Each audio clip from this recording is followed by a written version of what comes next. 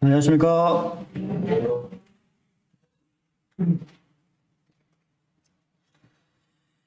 오늘은 두려워하지 말고 믿기만 하라 라고 하는 제목으로 기도를 하기를 원합니다.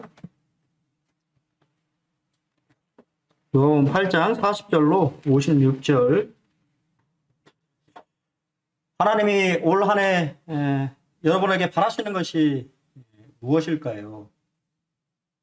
여러분이 믿음으로 살아가기를 원하시는 것이 하나님의 전 뜻이라고 저는 분별합니다. 이 네 가지 이제 기적을 우리가 계속 살펴보고 있는데요. 이 네 가지는 다 한 가지 주제에 초점을 맞춰져 있습니다. 그래서 바로 믿음입니다. 바람과 바다를 잔잔케 하시는 사건, 또 거라사에 귀신 들린 자를 고치시는 사건, 그리고 12의 혈루증으로 고생한 여인을 고치시는 사건, 또 야이로의 딸을 살리시는 그러한 사건.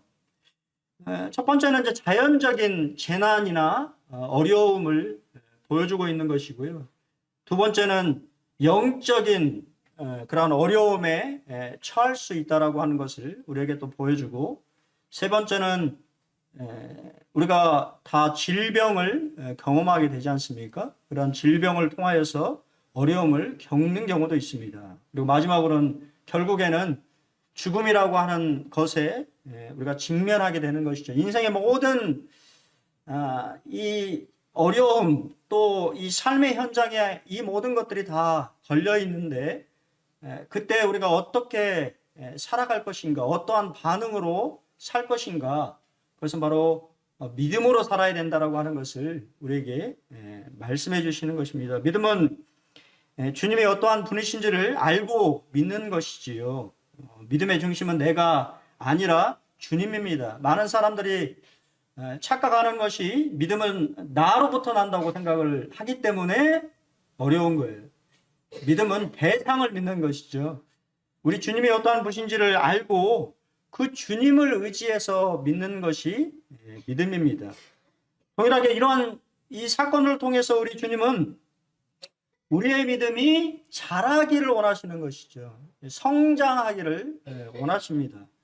또한 동일하게 우리가 우리의 삶을 살아갈 때 믿음으로 살아가기를 권면하는 것으로 이 네 가지 이 사건을 사실은 누가가 기록한 것입니다. 우리는 먼저 간절하게 기다리는 사람들을 만나게 됩니다. 여러분은 예수님 얼마나 간절히 기다리고 계신가요? 오늘 예배당에 나오셔서 예수님을 만날 기대감을 가지고 오셨나요? 아니면 매일 매주 드리는 예배니까 내가 나온다 그런 생각으로 나오셨나요? 어떠한 마음으로 나왔냐라고 하는 거예요. 시작이 사람들이 간절하게 기다렸다라고 하는 것입니다. 우리가 잘 아는 것처럼 거라사인에서는 예수님의 배척당하셨어요. 그리고 우리가 잘 아는 바대로 거라사인에서는 많은 이적을, 기적을 행하지 않으시고 그들의 요청대로 그 지역을 그냥 떠나셨습니다. 하지만 이제 예수님이 다시 대부분의 이제 학자들은 예수님의 본 고향인 가버나움으로 돌아오셨을 것이라고 대부분 다 분별을 합니다. 가버나움에 오시니까 무리가 환영했어요. 왜냐하면 예수님이 오시기를 기다렸기 때문입니다. 근데 그 많은 사람들, 이 예수님을 환영하고 기다린 사람들 중에 특별히 더 간절하게 기다린 사람들이 있었어요. 그건 뭘까요? 바로 문제를 가지고 있는 사람들이었어요. 성경은 두 사람에 대해서 우리에게 이야기해 주고 있습니다. 이것은 대조면서 또 동일하게 조화를 이루고 있어요. 첫 번째는 야이로라고 하는 사람입니다. 야이로는 여호와께서 깨우치시다라고 하는 뜻을 가지고 있습니다. 우리 모두가 다 이 참 야이로처럼 아직 우리 주님에 대해서 잘 깨닫지 못하고 있다고 한다면 이러한 사건들을 통하여서 깨우칠 필요가 있는 것이지요. 또 동일하게 한 여인이 등장하죠. 그녀는 혈루증으로 고통받고 있는 여인입니다. 야이로는 유명한 사람이고 혈류증을 앓고 있는 사람은 이름도 기록되어 있지 않은 그냥 무명한 사람이에요. 야이로는 부자였고 종교 지도자였습니다. 그 당시에 그 지역의 유지였을 거예요. 이름을 대면 다 알만한 사람이었습니다. 하지만 혈류증을 앓고 있는 이 여인은 병으로 인해서 이미 가산이 다 기울어버린 가난한 여인이었습니다. 이거 참 재밌는 것은 이 야이로가 예수님 앞에 나온 이유가 바로 딸 문제 때문에 나왔어요. 이 딸로 인해서 아마 야이로는 얼마나 기쁨의 삶을 살았을까요? 어떻게 됐든 간에 야이로는 딸로 인해서, 그것도 외동딸이었다고 말하고 있어요. 얼마나 기쁘고 즐거웠을까요? 근데 이 여인은 12년 동안 병으로 인해서 고통받는 삶을 살고 있었다라고 하는 것입니다. 야이로는 근데 그에게 위기가 찾아왔어요. 왜냐하면 외동딸을 이를 죽을 위기가 찾아왔습니다. 가정에 어려움이 없었는데 갑자기 어려움이 임한 것입니다. 하지만 이 여인은 12년 동안 어두움 가운데 어려운 삶을 살아가고 있어요. 빛보다는 어두움에 가까운, 얼마나 고통스러웠을까요? 우리의 삶의 모습이 이와 같습니다. 우리 성도님들도 마찬가지죠. 이 자리에 앉아 계시지만 다 말 못할, 사연 없는 사람이 없다, 그런 얘기가 있잖아요. 그렇지 않습니까? 어느 분은 뭐 이렇게 참 이 충만하고 빛 가운데 사시는 분도 계실까 하면, 또 어느 분은 말을 못하지만 또 남모른 어려움과 고통 가운데 있을 수 있다라고 하는 것이. 하지만 중요한 것은 그 모두가 다 주님이 필요한 사항들이 왔다라고 하는 것을 성경은 말하고 있습니다. 예수님은, 하나님은 뭐에 반응하실까요? 믿음에 반응하십니다. 이 야이로에게 사실은 문제가 없는 사람이죠. 그냥 평범하게 잘 지내는 그런 사람이었는데 그 가정에 문제가 발생한 것입니다. 정말 사랑하고 귀하게 여기는 딸이 이제는 죽을 위기에 처한 거예요. 그래서 이 야이로는 예수님에 대한 소문을 익히 들었을 것입니다. 그리고 그가 가버나움의 해당장이었다라고 한다면 우리가 잘 아는 바대로 백부장의 이야기를 알고 있을 거예요. 그렇죠?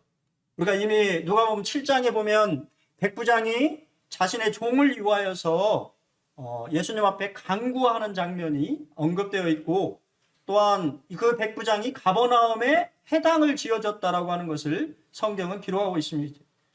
정확하게 이 말하고 있지 않기 때문에 그가 가버나움의 백부장이었는지 아니면 다른 지역의 백부장인지 모르겠으나 중요한 것은 예수님에 대해서 알고 있는 사람이었다라고 하는 것이에요. 그리고는 그가 바로 예수님 앞에 와서 도움을 요청합니다. 그리고 그 도움 요청에 어떻게 됐든지 간에 그 믿음에 예수님은 반응하셨어요. 가자, 너희 집으로 가자고 길을 재촉하셨습니다. 아까 말씀드린 것처럼 누가복음 7장에 보면 백부장의 믿음이 언급되어 있어요. 우리가 잘 지난 시간에 살펴본 대로 이 믿음은 큰 믿음입니다. 여러분, 성경은 분명하게 믿음에 대해서도 분량이 있다라고 하는 것을 말하고 있어요. 어느 분은 큰 믿음이 있어요. 예수님이 이렇게 칭찬하셨어요. 이만한 믿음, 이게 이제 영어로는 great faith입니다. 큰 믿음이다. 근데 이스라엘 유태인도 아니고 이방인에게서 발견하시니 얼마나 놀라셨겠어요. 그리고 칭찬하셨습니다. 내가 이스라엘 중에서도 이렇게 큰 믿음 가진 사람을 만나본 적이 없다라고 말씀하셨습니다. 그는 큰 믿음을 가진 사람이에요. 그럼 야이로는 어떤 사람일까요? 야이로는 그렇게 큰 믿음은 아니었어요. 왜냐하면 우리가 잘 아는 대로 백부장은 그가 이 권위라고 하는 것을 잘 알고 있는 사람이었기 때문에 예수님이 말만 하셔도 고칠 수 있다라고 하는 믿음을 보였습니다. 근데 야이로는 어떡하죠? 야이로는 백부장 같은 거는 아니잖아요. 그냥 말씀만 하십시오라고 하는 믿음이 아니고 우리 집에 와주십시오라고 하는 믿음이에요. 백부장과 같은 믿음은 아니었습니다. 사실 12살이라고 하는 것은 이 유태인들에게 상당히 여자아이에게는 중요한 나이입니다. 왜냐하면 이 나이는 바로 결혼할 나이에 결혼 정년기가 되었다. 이제 12살부터 결혼할 수가 있고 자신의 삶에서 자신이 책임져야 될 나이가 12살이에요. 그러니까 어떻게 보면 이 아이는 어떻게 보면 이 부모의 도움을 받아 살아오다가 이제는 어떻게 보면 자기 자신의 독립적인 생활을 해야 될 나이에 죽음이 드려진 것입니다. 자신의 삶을 살아본 적도 없이 죽을 병에 걸리게 된 것이지요. 여러분, 하지만 우리가 기억해야 될 것은 이 당시의 종교 지도자들이 어떠한 분위기였는지를 아셔야 돼요. 이미 예수님의 인기는 최고조로 올라가 있었고 종교 지도자들은 예수님에 대해서 이제는 적대감이 거의 끝까지 온 상태에서 죽이려고 작정하고 있는 상태였어요. 그렇다고 한다면 그가 그러한 분위기를 잘 알고 있는 야이로가 예수라고 하는 사람에게 나아간다고 하는 것이 쉬운 일일까요? 천만의 말씀입니다. 어려운 일이에요. 그에게는 용기와 결단이 필요한 일입니다. 자신이 가지고 있는 모든 종교적, 사회적, 문화적인 것들을 포기하고 딸을 구하기 위해서 예수 앞에 무릎을 꿇었다라고 하는 것, 사실은 그가 백부장 같은 믿음은 아니었지만 용기 있는 믿음의 사람이었다라고 하는 것을 말해주는 것입니다. 우리 그렇잖아요. 자식을 위해서 자존심이 뭔 필요가 있습니까? 그게 부모 마음 아닌가요? 아닌가요? 저만 그렇게 생각하는 겁니까? 그렇잖아요. 네. 부모된 마음은 그런 겁니다.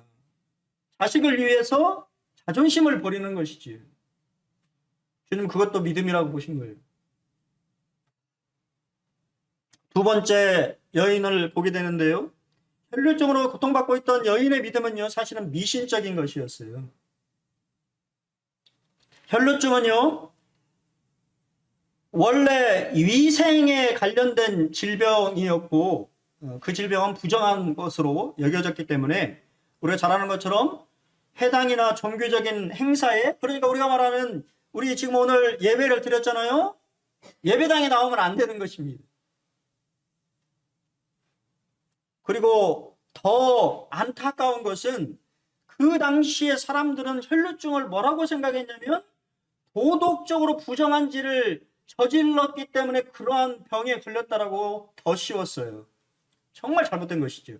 하나님은 그렇게 말씀하신 게 아닌데, 이 레이기의 말씀을 보시면 그것은 위생과 관련된 것입니다. 그러니까 그런 병들로 인해서 그러한 이제 위생이 부정하기 때문에 이제 이렇게 참석하지 못하고 이제 고쳐지면 참석하다라고 하는 이제 그런 거였는데, 거기에 한 수 더 떠서 사람들은 뭘 생각했냐면, 저 여자는 뭔가 부정한 일을 저질렀기 때문에 저런 병에 걸렸어 라고 더 씌웠다라고 하는 것이 얼마나 잘못됐습니다. 아마 성경에 기록되어 있지는 않지만 남편에게 이혼도 당했을지 몰라요. 그렇지 않겠습니까? 그러한 사회적인 분위기였다라고 한다면 충분히 가능한 일입니다. 마가복음에서 마가는 그가 많은 의사에게 찾아갔다라고 하는 사실을 언급하고 있어요. 왜 그러지 않았겠습니까? 병에 걸린 사람은 병을 낫고자 하는 그러한 마음이 있어서 아마 용하다라고 하는, 또 어떻게 하면 병을 나을 수 있을까 하는 그러한 것으로 인해서 여러 가지 방법들을 했을 것입니다. 근데 그 당시에 랍비들이 이러한 피부병을 치료하는 방법을 어떻게 했는지 아십니까? 이게 치료가 됐을까요? 여러분 읽어보십시오. 치료가 됐을까요? 어떨까요? 타조의 알을 재를 여름엔 마포대에 담아다 옮기고 겨울에는 면포대에 담아 옮기게 했습니다. 이게 피부병하고 무슨 상관이 있을까요? 또 흰색의 암당나귀 똥에서 거친 보리나다를 옮기게 했어요. 이게 도대체 이게 거의 미신이죠. 이게 왜 근데요, 이해하면. 저도 제가 피부질환을 알아봤잖아요. 저도 막 무슨 물고기를 막 갈아가지고 뭐 막 붙이고 그랬습니다. 그거 붙이면 낫는다고? 냄새가 얼마나 나는지 그런 걸 막 붙여요. 왜냐면 낫고 싶은 마음에 얼마나 고통을 당했습니까? 근데 그런 와중에 예수님에 대한 소문을 듣게 되었어요. 그리고 그녀가 생각하기를 그분의 옷만 만져도 내가 낫지 않을 거라고 하는 미신적인 생각을 가졌다라고 하는 것이, 이 옷가에 손을 댔다라고 하는 것은 예수님의 탈릿을 가리킵니다. 이 옷은 라베인 선생들이 보통 기도할 때 두르는 숄인데 외투죠. 거기에는 4개의 술이 달려 있었고 이것은 율법을 상징합니다. 모든 유태인 남자들은 기도할 때 또 어디에 이게 갈 때 소를 거치도록 되어 있어요. 그것은 이렇게 보이시죠? 저런 소를 이렇게 걸치도록 되어 있습니다. 왜냐하면 소를 걸치는 이유는 바로 하나님의 말씀을 기억하고 준행하여 방종한 삶을 살지 못하도록 하는 하나의 이 역할을 했어요. 소를 내가 거치면 내가 하나님의 이 말씀을 지키는 사람이다라고 하는 것을 상기시키는 역할을 했던 것입니다. 예수님도 마찬가지로 소를 거치셨을 거예요. 마가는 손을 댔다라고 번역했고 루가는 만졌다라고 번역했는데 원래 헬라어의 원에 가까운 말은 만진 것이 아니라 움켜잡았다라고 하는 뜻입니다. 여러분 얼마나 낫고 싶었으면 예수님의, 우리 그런 말 하잖아요. 바지가랑이 붙잡는다라고 하는 거 똑같은 얘기예요. 예수님의 소를 움켜잡은 것입니다. 나 좀 도와달라고, 나 좀 살려달라고 하는 그러한 간절한 표현이었어요. 근데 사실 잡는 게 예수님의 옷자락에 능력이 있는 것이 아니잖아요. 그런가요? 여러분 그렇게 생각하십니까? 예수님의 옷자락에 능력이 있습니까? 저는 제가 구원받고 한참 구원받고 얼마 안 됐을 때 말씀을 알고 싶은데 말씀은 참 어렵잖아요. 말씀을 막 이제 읽기는 하지만 말씀은 특히 구약 말씀들은 막 어렵잖아요. 신약은 제가 구원받고 신약을 얼마나 많이 읽었는지 모릅니다. 이 조그만 기둥원 옆에서 나온 빨간색 그 성경 구원받고 공부는 안 하고 계속 그 성경만 봤는데 구약은 참 어렵잖아요. 읽어도 힘들고. 그래서 참 미신적인 것이죠. 항상 제가 그때 고3이었는데 성경을 베개 삼아서 잤어요. 베개 삼아 살면 좀 말씀이 잘 익혀질까 하고 또 깨달아질까 하고 베개 삼아 잤는데 깨달아지니? 안 깨달아져. 전혀 그거하고 상관없는 거잖아요. 그런 이제 미신적인, 그런 이제 잘 모르는, 성경에 대해서 잘 모르고 신학에 대해서 잘 모르는 그냥 한 청년이 좀 말씀을 더 알았으면 하는 그런 마음에서 그렇게 했던 기억이 나는데 아마 이 여인도 그와 같은 것이죠. 얼마나 낫고 싶었으면 예수님의 옷가라도 붙잡고 움켜 잡은 것입니다.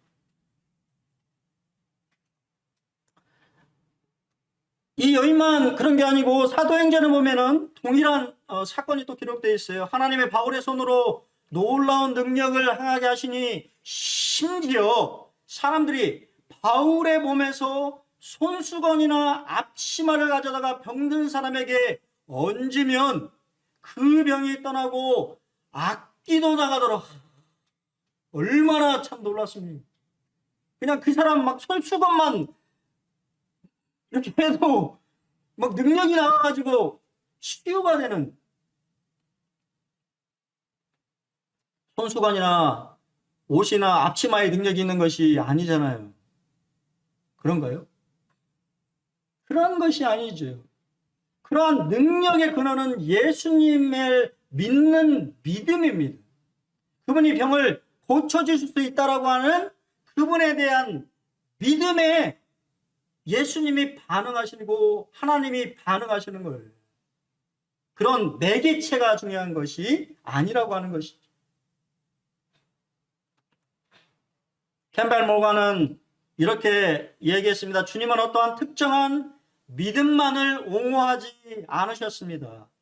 믿음이 있기만 하면 주님은 거기에 반응하셨습니다. 주님은 얼마나 놀라우신가요? 우리는 참 뭔가 이렇게 딱딱하게 재가지고 사람은 좀 그런데 하나님은 얼마나 마음이 넓으신 분인지 미신적인 믿음도 그냥 받아주시는 거예요. 야, 네가 믿음이 있구나. 너 정말 간절하구나. 거기에 반응하시는 하나님이십니다. 외는 예스비 목사님도 동일하게 이렇게 말했습니다. 어떤 사람들은 주님을 믿었지만 또 어떤 사람은 믿음으로 그분의 옷수를 움켜잡았습니다. 우리가 강한 믿음을 가지고 있지 않을지도 모릅니다. 하지만 우리의 주님은 강하십니다. 그녀의 미신적인 믿음, 연약한 믿음이었지만 예수님은 그녀의 그러한 믿음에도 반응하셨어요. 여러분 믿음을 가지시기 바랍니다.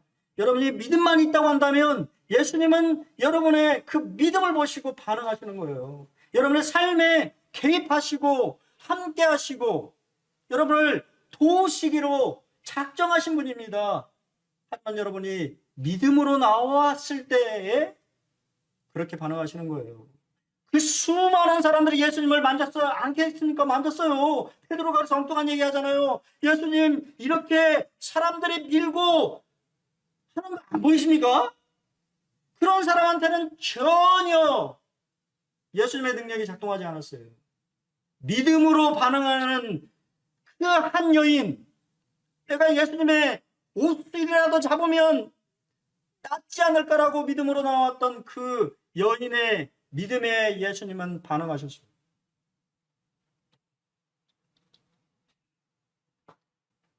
세 번째, 예수님은 여러분이 신앙을 고백하기를 원하십니다. 예수님은 모르셨어요. 왜냐하면 예수님의 능력이 나간 것을 아셨기 때문에 내게 손을 댄 자가 누구냐고 물으셨습니다. 그리고 마가복음에서는 예수께서 이 일을 행한 여자를 보려고 둘러보셨습니다. 예수님이 모르셨을까요? 아셨어요. 누가 만났는지도 아셨습니다. 하지만 공개적으로, 아니 부끄럽게 하시려고 그랬을까요? 그러한 이야기, 사실 우리 자매님들 그런 얘기 하기 힘들죠. 쉬운가요? 힘듭니다. 힘듦에도 불구하고 우리 예수님은 얘기를 하기를 원하셨어요. 왜요? 그것은 공개적인 신앙의 고백의 요구는 그것은 그녀를 위한 배려요 기회였습니다. 예수님께서는 그녀로 하여금 그리스도를 그분의 주님으로 고백하고 하나님께 영광을 돌릴 기회를 주신 것이에요. 또한 그녀가 두려움에 군중 속으로 도망쳐버렸다면 그녀는 개인적으로 확신과 위로를 주시는 주님의 말씀을 듣지 못했을 것입니다. 그렇지 않겠어요? 그냥 가버렸다고 한다면. 하지만 예수님은 공개적으로 그녀가 믿음으로 자신에게 일어난 일들에 대해서 대중 앞에 말하기를 원하셨어요. 그리고 하나님을 찬양하고 경배하기를 원하셨습니다. 두 번째는 그녀의 신앙 고백은 자신의 딸을 고쳐주기를 바라는 야이로에게는 도전이 되었을 것입니다. 우리가 그렇기 때문에 간증이 필요한 것이죠. 주님이 나를 이렇게 역사하시고 이렇게 하셨어 라고 하는 그 간증이 누군가에게는 도전이 되는 것이죠. 나도 믿음의 삶을 살아야 되겠다라고 하는 그러한 자극제가 되지 않겠습니까? 주님 그렇게 하신 거예요. 야이로는 아마 빨리 가야 된다는 마음으로 이 일한 지체로 인해서 마음에 불평을 가졌을지 모르지만 그것이 필요한 일이었다라고 하는 것이 그런 지체가. 그녀의 신앙 고백은 믿음의 능력을 보여준 것입니다.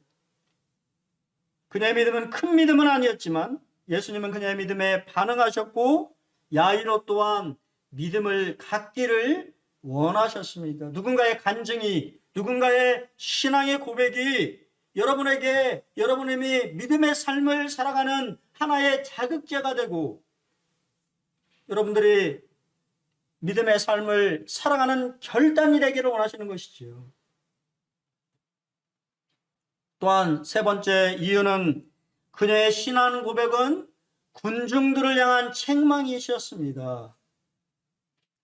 우리도 무리들과 같을 수 있습니다. 여러분이 느끼기에 예수님은 가까이 있다고 생각할지 모르지만 여러분이 믿음으로 나오지 않는다고 한다면 여러분의 삶에 어떠한 일도 일어나지 않습니다. 여러분 믿음으로 주님 앞에 나오지 않는다고 한다면 그분의 축복들을 누릴 수 없어요. 난 누린다고 생각하지만 전혀 그렇지 않습니다. 예수님은 믿음으로 나오는 사람들에게 반응하시는 거예요. 그리고 우리의 삶 속에서 일어난 기적들에 대해서 신앙의 고백을 듣기를 원하시는 것입니다. 네 번째, 믿음의 시험을 받게 됩니다. 저도 아마 마찬가지일 거예요. 그런 상황이라고 한다면. 이렇게 이제 막 예수님하고 이 혈류병을 낳은 여자하고 막 얘기를 하고 있는데 집에서 연락이 왔습니다. 절망적인, 비극적인 소식이 전해졌어요. 딸이 죽었다라고 하는 얘기. 그리고 이야기하지. 더 이상 선생님을 괴롭게 하지 마십시오. 그러면 그들의 믿음은 예수님이 살아있는 사람만 고친다라고 하는 믿음인 거지. 예수님의 속죄에는 실수가 없으십니다. 여러분 이 사실을 기억하셔야 돼요. 딸이 죽었다는 소식을 들었을 때 야이로의 마음이 어떠했을까요? 지체하게 만든 여인에 대해서 원망하는 마음이 일어났을 것입니다. 마음이 무너져 내려 절망했을 것입니다. 하지만 기억하십시오. 예수님의 속도에는 실수가 없으십니다. 하나님은 절대 실수하지 않으시는 분이라고 하는 것을 믿으시기 바랍니다. 여러분의 삶에 내 기대와 내가 원하는 대로 안 된다고 할지라도 불평과 불만하지 마시고 아직 하나님의 때가 안 됐구나라고 생각하시고 인내로 기다리셔야 된다는 거예요. 그것이 바로 믿음이라고 하는 거예요. 야이로는 그러한 믿음을 갖기를 원하셨던 거예요. 그래서 사실은 더 지체하신 것입니다. 우리가 이러한 사건들을 잘 알고 있지 않습니까? 다섯 번째, 잠을 잔다고 말씀하셨어요. 죽었는데 신약에서의 믿는 자의 그림은 잠을 자는 거예요. 예수께서 이르시되 울지 말라 죽은 것이 아니라 잔다 하시니 그들이 죽은 것을 아는 고로 비웃더라. 그들은 누굴까요? 그들은 곡하는 자들입니다. 그 당시 때 이 중동에서는 특별히 이 부모가 감당할 수 없을 만큼 애통하고 슬프면 울음도 안 나오잖아요. 그럴 때 전문적으로 곡해주는 사람들을 불렀단 말이에요. 전문적으로 곡해주는 사람들이 와서 곡을 합니다. 슬픔을, 애통을 표현하죠. 근데 예수님이 죽은 게 아니고 자는 거야. 얼마나 그러니까 죽은 것을 아는데. 성도는 죽음을 두려워해서는 안 됩니다. 요한복음 11장에서도 나사로에 대해서 예수님이 잠들었다고 얘기하니까 제자들이 못 알아듣지요. 잠들었으니까 이제 깨우면 되겠구나 라고 생각을 하잖아요. 근데 예수님이 못 깨달으니까 죽은 것이다 라고 다시 말씀해 주시는 겁니다. 여러분 잠이 들었습니까? 잠자는 것이 두려우세요? 우리 기육자매님 잠자는 게 두려우세요? 아니잖아요. 잠은 우리가 일상적으로 매일 경험하는 경험이에요. 두려워할 필요가 없습니다. 믿는 자에게 죽음은 잠을 자는 것과 같습니다. 죽음은 육신은 잠을 자는 것이요 영혼은 그리스도와 함께 하는 것입니다. 사도 바울은 항상 그가 주님과 함께 있기를 간절히 원했어요. 차라리 몸을 떠나 주와 함께 있는 그것이 나에게 간절한 소망이라고 얘기했습니다. 그런즉 우리가 몸으로 있든지 떠나 있든지 주를 기쁘시게 하는 자 되기를 힘써야 되는 것이죠. 우리는 이런 게 없는 것 같아요.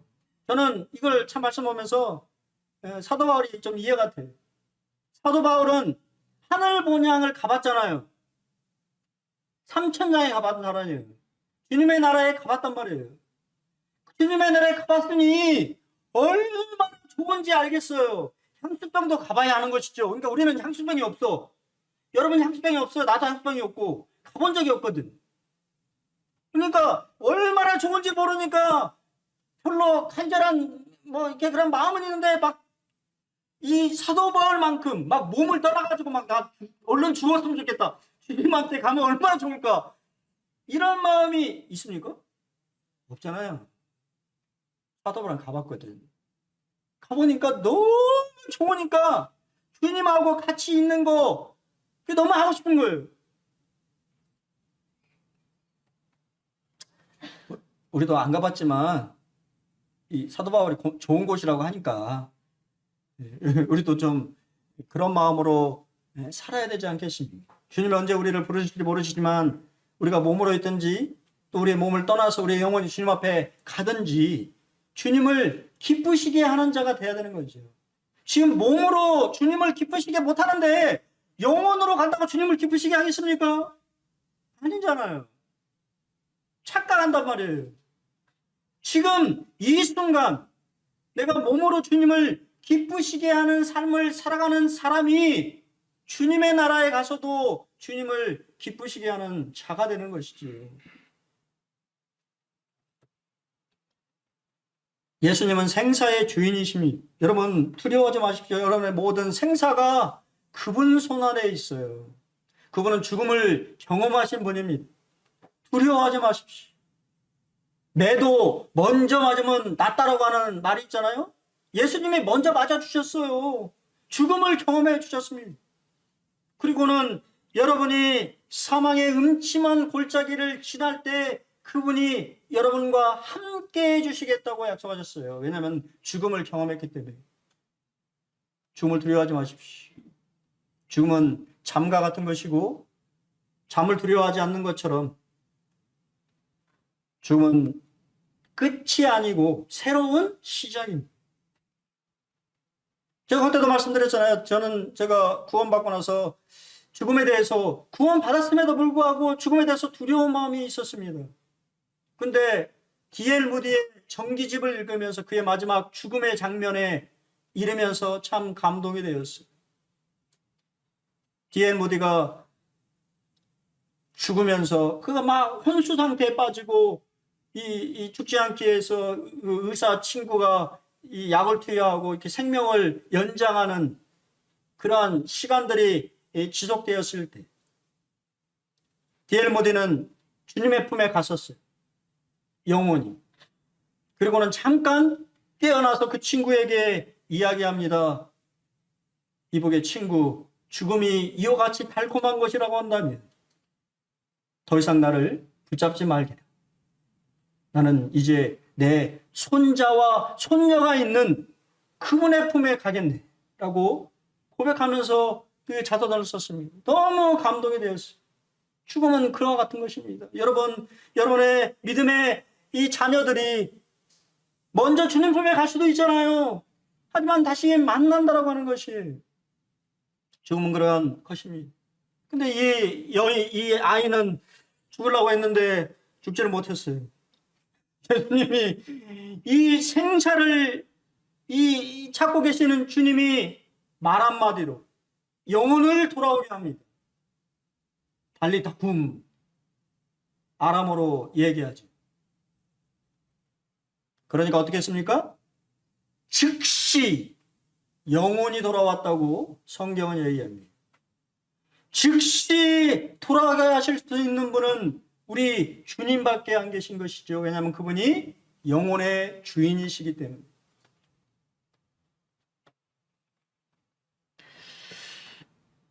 참 말이 좋아서 제가 그냥 따왔어요. 제 말이라 하면 또 안 되잖아요. 정렬 정도서 이게 이름인지 정렬이 이게 이름인지 어떤지 모르겠습니다만 그분이 했는데 참 멋진 말이에요.